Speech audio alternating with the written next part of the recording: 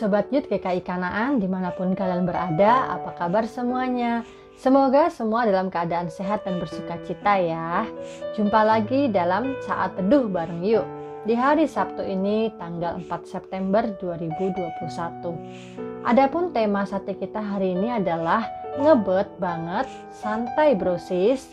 Terambil dari 1 Raja-Raja 21 ayat 1 sampai dengan ayatnya yang keempat. Yuk kita baca bareng-bareng. Sesudah itu terjadilah hal yang berikut. Nabot orang Yisrael mempunyai kebun anggur di Yisrael, di samping istana Ahab Raja Samaria.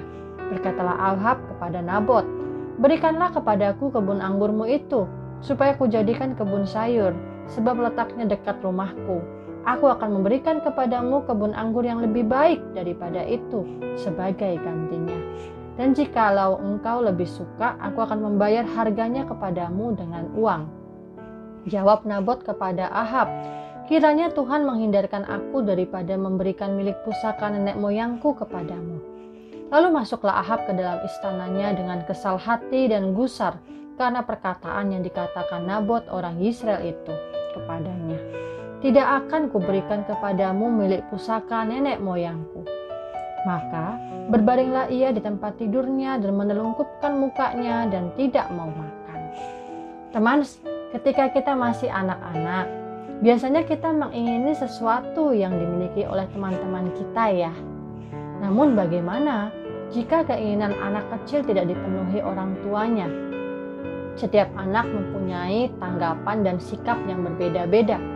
Ada yang biasa saja, ada yang jengkel, ada yang kecewa, ada yang bersungut-sungut, ada yang menangis, bahkan sampai tantrum supaya orang tuanya mengikuti kemauannya.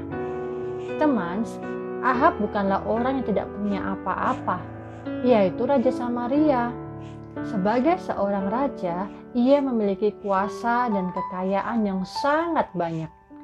Suatu hari, entah mengapa, muncullah keinginan dalam hatinya untuk memiliki kebun anggur Nabot yang ada di samping istananya. Keinginan yang kuat itu membuatnya merasa kepengen banget memiliki kebun Nabot dengan segera dan memberikan beberapa penawaran, yaitu kebun anggur pengganti yang lebih baik atau sejumlah uang sebagai pembayaran kebun tersebut.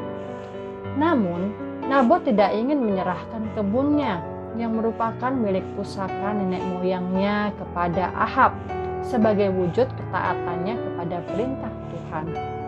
Karena penolakan Nabot itulah Ahab menjadi kesal hati dan gusar, bahkan berlaku seperti anak kecil yang merajuk dan tidak mau makan. Teman, tidak ada yang salah dengan mempunyai keinginan. Tetapi banyak keinginan yang muncul karena nafsu dan kecemburuan terhadap orang lain.